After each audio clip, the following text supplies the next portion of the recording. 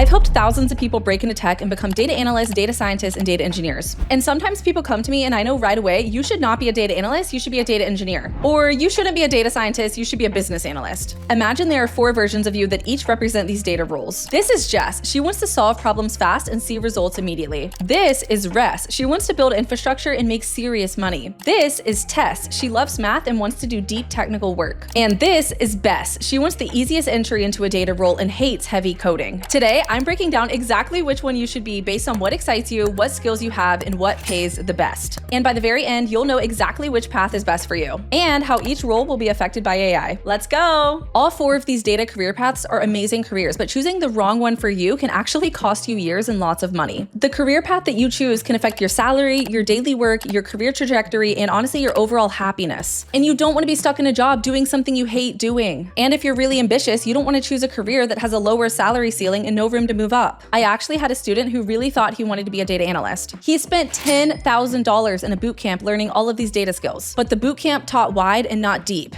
So instead of spending his time and money on learning the skills that really matter on a deep level, he learned a billion different things that don't actually matter. And he was out $10,000. And then he ended up in my course to learn SQL really well, and halfway through realized he doesn't even like coding, which is fine. Honestly, I don't take any offense to it. But it turns out that he was meant to be a business analyst, not a data analyst. It just cost him a lot of money and time. Okay, Ozuna.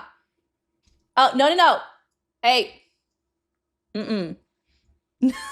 And by the way, if you want to learn SQL, which will get you hired for any of these roles, check out my big SQL Energy courses below. I also have a freebie intro, which is perfect if you're a complete newbie. Now let's figure out which of these paths is perfect for you. Let's talk about the first path, data analyst. Data analysts need to be very good in SQL. SQL is like 80% of the job, so if you don't like coding in SQL, maybe you shouldn't be a data analyst. They also need to know a business intelligence tool or a BI tool, so like Tableau or Power BI. And of course, almost every analysis ends up in a spreadsheet, so you also have to know Excel or Google Sheets. And of course, you have to be good at communicating, storytelling, and business acumen. So data analysts have a pretty heavy emphasis on the technical skills and coding, but also on the softer skills like communication and business. They're perfectly integrated into both sides of technical skills and soft skills. Entry-level salaries are usually between $65K and $85K, depending on where you live and what prior experience you have. I started at $71,500. Senior level salaries are usually between $120K to $150K and sometimes higher. In my last job as a senior data analyst, I was making $153K. Of course, the salaries are higher in tech. In your daily work, you're answering questions about the business. Why has churn rate been increasing over the past month? Why are sales down so much for this customer this year? You're basically translating business questions into code and data, and then you're deriving insights and communicating them back to business stakeholders. So you have to be really good at translating. With AI, data analysts with deeper soft skills are really shining right now. People who are really good at understanding the business and communicating with stakeholders. Also, data analysts who are able to leverage AI tools to perform AI-driven analytics to work more efficiently and provide more accurate results are also shining. So AI is not replacing data analytics, it's just changing the way we work. Next, we have data engineering. Data engineers spend most of their time in Python, but also still use SQL a ton because they're mostly building out pipelines and ETLing data in Python, but they still need SQL for things like query optimization, fine-tuning, and indexing. A lot of data engineers also use cloud platforms like AWS, GCP, and Azure, and also a pipeline tool like dbt, Spark, and Airflow. And you're probably also using a data warehouse like Snowflake, Databricks, BigQuery, or Redshift. Data engineers are the highest level of technicality out of these 4 roles. So you have to know a lot of different tools and have a lot of different technical skills and understand how they all connect together. And this skill set is absolutely reflected in the salary. Entry level starts at $90K to about $110K, but senior level goes all the way up to $160K to $200K plus. This is the highest paying role out of the 4, and the gap just widens over time as they get more experience. The day-to-day life of a data engineer is building data infrastructure and pipelines to support everybody else's jobs. So they basically connect a lot of different data sources and make sure the data flows correctly from all the different data sources into one place. So that way, other data roles like data analysts, data scientists, and business analysts can access that data that's already in one place, ready to go. Without data engineers, we all have shit data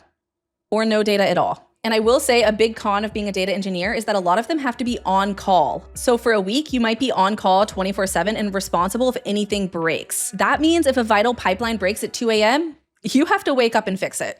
Even in the age of AI, data engineering is in super high demand because AI is actually accelerating the amount of data that's being created, and we need data engineers to help ETL it and get it ready to be analyzed. Plus, with the world of agents and agentic AI, data infrastructure is changing a lot because data engineers have to figure out how we can give agents access to all this data in a secure and easy way. But data science is where expectations versus reality diverge the most. Data scientists need a deep understanding of Python with a heavy use of pandas, scikit-learn, PyTorch, and TensorFlow. And they also need a lot of SQL to help build these data sets to support their Python code. And SQL also helps them collaborate with other teams because most data professionals understand SQL. But the real differentiation for data scientists is statistics, the math. So if you don't like math, don't be a data scientist. Data scientists are building statistical models. They're doing machine learning. They're looking into probability. They're doing hypothesis testing, regressions. And then of course, they have to communicate all of these results to non-technical stakeholders. So they're also still pretty integrated with the business and non-technical stakeholders. Entry-level salaries start out around $95,000 and go up to $120,000. But senior level salaries can go from $150K to $250K plus. There's a lot of variation with data science salaries and also the skills you're actually using on the job, because a lot of companies hire data scientists, but they're not really ready to do data science work. So I'll be honest, a lot of data scientists are actually underutilized on the job. And the title is a little watered down right now because it's kind of thrown out willy-nilly to just anybody. Data scientists spend their days doing predictive work. So which companies will churn if XYZ doesn't change? Or what's the optimal price point for this product? They're framing a business problem, pooling and cleaning the data, building models, testing models, evaluating the outputs, and then translating their predictions to non-technical stakeholders. And the dirty secret is that a lot of people with data science titles are really just data analysts doing a little bit of predictive modeling occasionally. In the age of AI, data scientists with good communication skills and soft skills are the ones that are going to thrive the most. Because yes, there are a lot of auto ML platforms that are building models for you, which is going to increase the need of knowledgeable data scientists who can help evaluate those outputs and fine tune and understand what's going on under the hood. But I will say the business analyst is the most misunderstood role on this entire list, and that's what we're going to break down next. Business analysts work mostly in Excel and Google Sheets. So basically they're a freak in the sheets, but a lot of times they also work in SQL, especially in more mid to senior level roles. They also do a lot of data visualization and building dashboards and process documentation and requirements writing. So they need to have a deep understanding of business acumen, how the company makes money and where the friction points are. And the lack of technical skills is also reflected in the salary.